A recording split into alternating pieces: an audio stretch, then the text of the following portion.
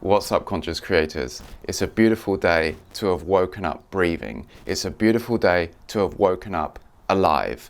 That's the first thing I do in the morning. Start paying gratitude for the fact that I woke up alive, that I woke up breathing, and I have another day to experience life's challenges, to experience life's ups and downs, its pleasures and its adversities, and to learn and grow from that, and to continue my personal and spiritual journey. That's the first thing I do in the morning, is I wake up and I start appreciating the fact that I woke up alive. The second thing I do in the morning is drink a big glass of water. I do want to get 3 glasses of water in over the course of the morning, but I don't want to fill up my stomach with 3 glasses of water straight away and have it swishing around in my belly, because I'm probably going to do some breath work pretty soon. The next thing is jump in a shower, a cold shower, but first of all a warm shower. I don't quite like getting up straight away and then going into a cold shower straight away and just having that icy water first thing. First of all, I like to have the warm water and soften the muscles and calm the nervous system with the warm water, and then I do a contrast shower. So I'll whack it onto the icy cold, perhaps do a few breaths as it's going over to the cold, and then hold as the cold is there. Only do that if you've had a little bit of experience with breath work and you know where your limits are, so you can do it standing up, because you can actually faint with breath work. The risk is small, but it's there, so stay safe. So that contrast shower between hot and cold first thing in the morning is waking up my nervous system, increasing that norepinephrine level and the dopamine level first thing in the morning to increase the good energy in the morning. It's actually subjecting yourself to stress, but it's a kind of good stress, and it's the fact that you yourself are choosing to immerse yourself in that stress, which actually helps lower fear and anxiety throughout the day. And then I'll finish on cold. So I'll try and finish on about 2 or 3 minutes cold. It is very, very icy this time of year. It's winter at the moment, and I suspect the water temperature is around about 5 to 8 degrees Celsius. I'm not sure what that is in Fahrenheit, but trust me, it's very, very cold. So finishing on that cold, coming out of the cold shower, and then another glass of water. And then I'll start some breath work. And some people are going to be thinking, yeah, but aren't you supposed to do the breath work first and then go into the cold shower? And yes, that is a good idea, because the breath work actually often preps you for the cold shower. But I just like doing it that way around at the moment. And with this morning routine, I might jig it around tomorrow. I probably just keep it a little bit flexible, because it keeps it interesting. You know, every few weeks you can change the order of things, or just do things how you're particularly inspired to at the morning, without being super regimented about it. Some people like being super regimented, having this, I do this at this time, this at this time, this at this time, and they like that super structured way of being. I like structure, but a little bit of flexibility too.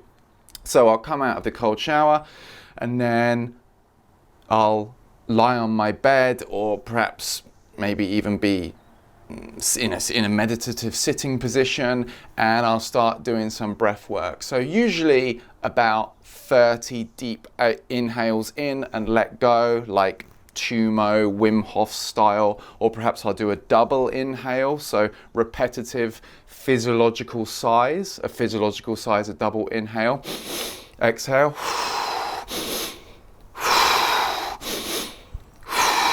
or the Wim Hof Tumo style, fully in, let go, fully in, let go. Ooh, getting a bit lightheaded already from doing that, but I do about 3 rounds of breath work. And then after I've done perhaps 3 rounds of 30 breaths, I'll meditate. So next I'll either do a silent sitting meditation for about 20 minutes, half an hour, 45 minutes if I feel particularly inspired to, or I'll do a guided meditation, some kind of visualization hypnosis from YouTube or some MP3 that I've bought and downloaded. And then after that, I'll come over to my yoga mat.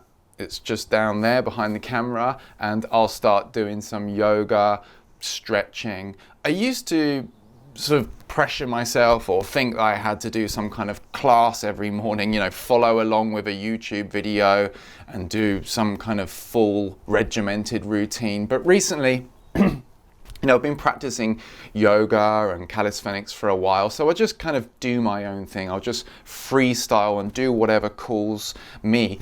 Perhaps do a few sun salutations, or just general sort of stretching and flexing, perhaps a few push-ups, just any stretching, yoga or exercise which is particularly calling me.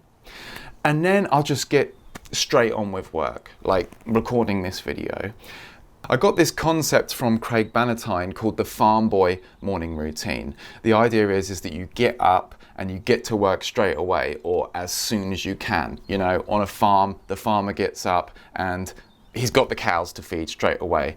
He's out in the field straight away. Not hours of breath work, meditation, yoga, journaling, contemplating, visualizing, whatever else. He's just out there doing work straight away. And I did that for a while, and I learned a lot. Craig Bannatyne called me out in his video. In a sense, he's like, look, I bet you're doing these morning routines that take an hour or two. You're doing your breath work, yoga, meditation, journaling, and then by the time you get to the end of it, you're just in this blissed out meditative state, and all you want to do is lie on the bed and just be in this blissed out meditative state. You don't even want to look at your work or your business. And I was like, yeah, that's pretty much me. So I did it for a while. I did his farm boy morning routine. I got up and got to work straight away. And I learned so much from it, in a sense of I could see, how much of my day I was throwing away because I was just doing these long morning routines that didn't put me in quite the right state for peak performance to work on my business, and just take up a lot of time. And your willpower is at its highest first thing in the morning. So by the time you've done these really long morning routines, your willpower start to drop a little bit, and the deep work, the service and contribution that you're engaging in your business isn't getting the best of you, because the best of you was in this morning routine that you've spent ages on. So I did the farm boy morning routine for a while, and I learned how much more work you get done, how much easier things are when you get to work sooner rather than later. But I started to see how, for me personally, I wake up in the morning and my nervous system and my mind isn't in the peak state to get on with the business straight away. And some kind of morning routine is very, very helpful. So I just make it a little bit shorter now. Instead of doing these really long morning routines that take an hour or two, perhaps it will take 20 minutes, 30 minutes or something like that. I'll get up, drink the water, get in the cold shower, come out, do some kind of meditation, visualization, then do the yoga, and it might be only about 5 or 10 minutes each. And then I get that benefit of capitalizing on the increased willpower that's present earlier, and also the effects, the powerful good effects of the morning routine. So that's what I like to do, is a mix between the two. Yes, get to work pretty quickly, but also do a morning routine that doesn't last too long, that wakes my nervous system up, that increases that norepinephrine and dopamine, and has me feeling a lot more awake and alive and inspired, and some nice feelings in the body, and a clearer mind from the meditation. And so this is what I like to do, and hopefully you can take some inspiration from it yourself. And I really hope this video helped. See you in the next one.